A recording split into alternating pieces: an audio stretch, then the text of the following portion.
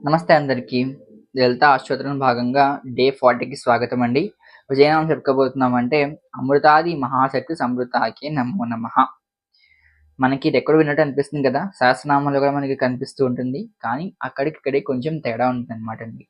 ఇక్కడ మనకి ఆ నిన్ ఆ నుంచి క్ష వరకు ఉన్న అక్షరాలు మనకి కనిపిస్తూ ఉంటాయి కదా! 56 అక్షరాలు కనిపిస్తూ ఉంటాయి. ఆ 56 అక్షరాలకి ఒక్కొక్క అక్షరానికి ఒక్కొక్క అధిదేవత ఉంటుందనమాట. అంటే ఈ యొక్క చక్రాలు మన బాడీలో ఉన్న 7 చక్రాలకి ఒక్కొక్క అక్షరాలు మనకు ఉంటూ ఉంటే, ఆ ఒక్కొక్క అక్షరానికి ఒక్కొక్క అధిదేవత మనకి ఉంటుందనమాటండి. ఆ అధిదేవతలందరూ కూడా ఒక సమూహంగా కూర్చుంటే, అమ్మవారు మధ్యలో కూర్చుంటే, మనకిక్కడ ఎలా అర్థమవ్వాలంటే, అమ్మవారు ఒక దీపం, ఒక ప్రమిద, ఒక దీపం మనం వెలిగించిన దీపం అయితే, మనం చీకట్లో దీపం ఎలా కనిపిస్తూ ఉంటుంది? ఆ దీపం మనం మధ్యలో పెడితే ఏమవుతుంది? ఆ చుట్టూ అంతా కూడా తన వెలుగులు ప్రకాశిస్తూ ఉంటుందనమాట. అంటే అమ్మవారు ఒక దివ్వెలాగా మధ్యలో కూర్చునుంటే, ఆ దివ్వె చుట్టూ ఉండే ఒక దీప కాంతి వలె ప్రకాశిస్తున్న ఈ యొక్క మాతృకా దేవతలనమాటండి. వీరందరిని మనం మాతృకా దేవతలని పిలుస్తూ ఉంటామనమాట.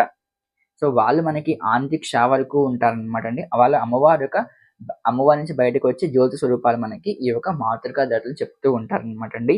సో, ఇంకా డెప్త్‌గా ఈ నామం మనం డిస్కస్ చేయకూడదు. బికాజ్ మనకి అంత అర్హత లేదు కాబట్టి, నాకున్న పరిధిలో మీకు చెప్పడానికి ప్రయత్నిస్తున్నాననమాట. అందుకే ఈ నామం పైన మనకి ఏ నామం చెప్పుకున్నాం మనం? లీలాకృత బ్రహ్మాండ మండలాయ నమో నమః అని చెప్పుకున్నాం గదండీ! అంటే మనకి ఈ యొక్క సంపూర్ణ జగత్తంతా కూడా అమ్మవారి దగ్గరే ఉందని మనకి ఇండైరెక్ట్‌గా అర్థమవుతుందనమాట. అందుకే ఒక్కొక్క నామానికి సింక్రనైజేషన్ ఉందనమాట. సో, నెక్స్ట్ వీడియోలో మళ్ళీ కలుసుకుంటాను.